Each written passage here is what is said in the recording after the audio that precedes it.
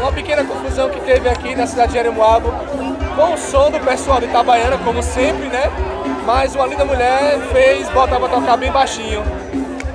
Né, pessoal? E aí, galera, estamos aqui, mesmo em Itabaiana, estamos aqui em Jeremoabo, curtindo essa festa muito animada. Passar a voz agora pro meu amigo Raul.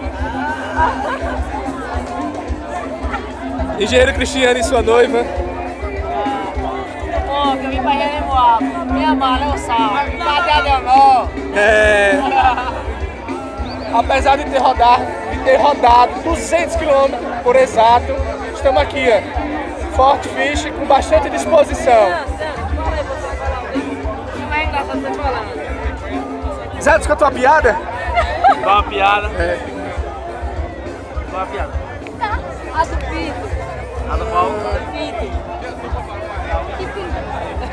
Um pinto foi soltar um peido. Não tinha bunda, deu um cavalo de pau.